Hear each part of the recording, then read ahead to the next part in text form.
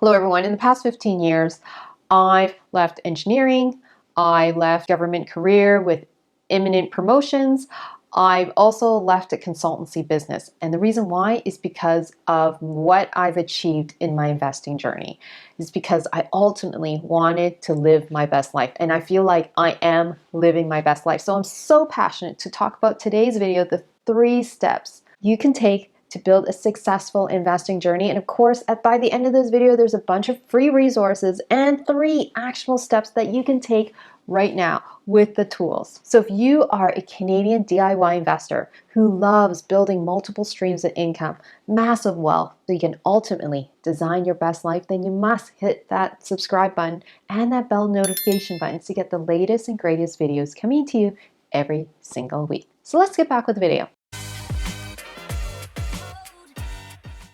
So the first one is building an investment plan. Now, successful investing is a journey. It's not a one-time event. I know that I talk about invest once and then you collect a lifetime passive income, but you got to invest consistently every single year so you get the compounded magic of your money working harder for you so that eventually you don't have to work anymore. And one of the first steps you can take right now is building an investment plan.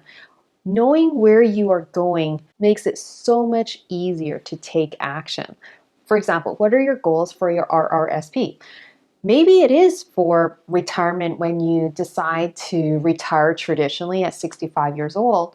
Or maybe you want your RSP to be used as a first-time home buyer for your very first home, which is an interest-free loan that's available in Canada. Another example is, what is your goal with your TFSA? Maybe you yearn to help your kids buy their first home so that TFSA 20 years from now, some of that money could actually help your kids pay a down payment towards their first home. Well, that will really focus in and narrow the type of investments that you make in that account. Number 2, what type of investor are you?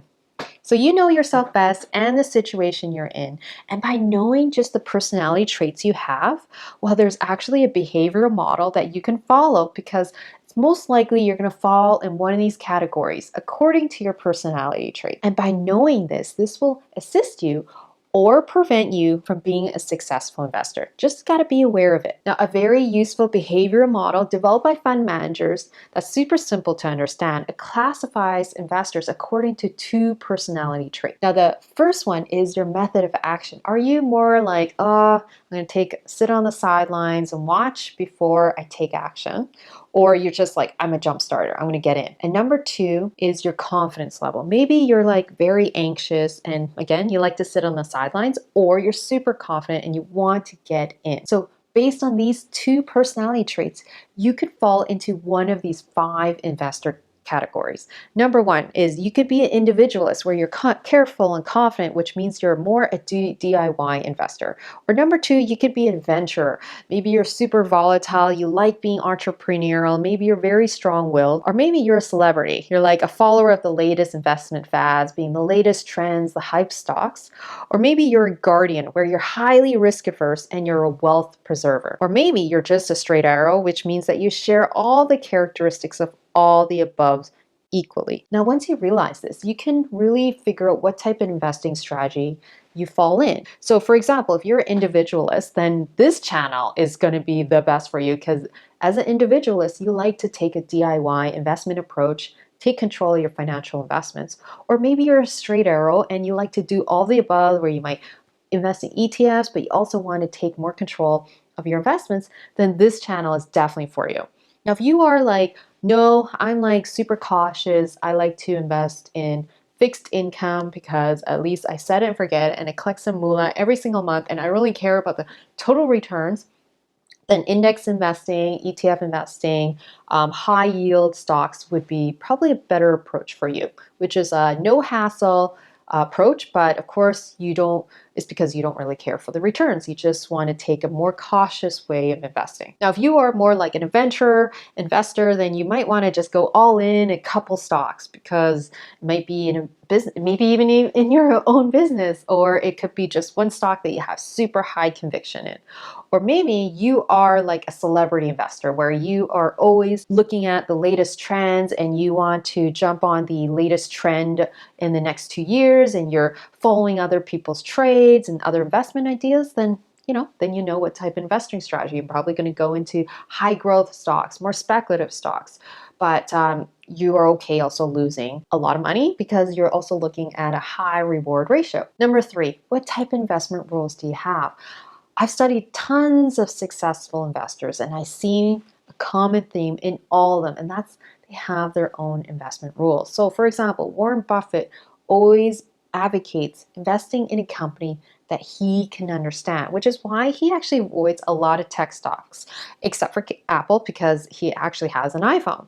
Okay, now although Warren Buffett missed on the massive gains of all the tech growth companies, he also avoided like the tech bubble and a lot of the big corrections in the growth stocks. So that's his investment style, and he's still one of the most successful investors in the world because he's consistent. So one of my investment rules is buying a company that grows, grows, grows, and makes a lot of dough, which means that I validate this by looking at the company's fundamentals. So I don't just rely on a bunch of reports by other analysts. I actually validate the information, which is actually not that hard to do. It's really quick. And then I figure out, is it a good investment for me? And my minimum return could range from 12% to 25% ROI, return on investment.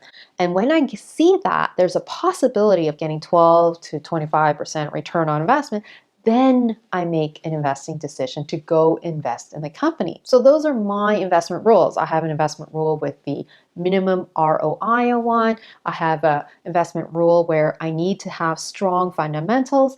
I do also have another investment rule where I invest for the long term, at least 5 years, unless, of course, the company goes sour. That's the only reason why I would sell. So what are 3 actionable steps that you take right now? So number 1 is build an investment plan. Now, good news is I actually have a template for all of you and it's free. Just all you have to do is just click on the links below and you get to download this free resource.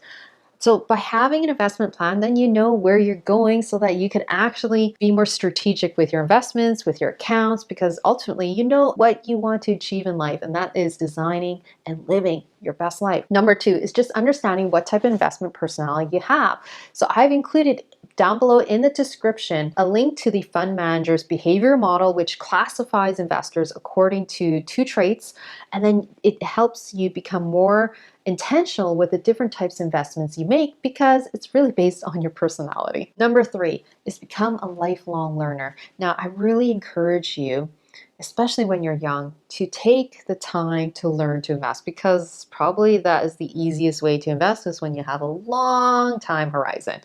And also, like, learning to invest is a profitable skill that no one can take away from you. So you can learn by reading books, by watching YouTube videos.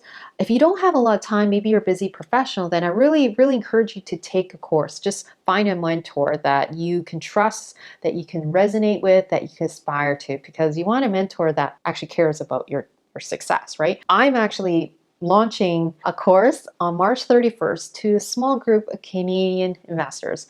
And I haven't done this in over a year. So if you want to hear about more, then you could actually message me, Tracy Ma at financialnirvanamama.com, and I can send you the details.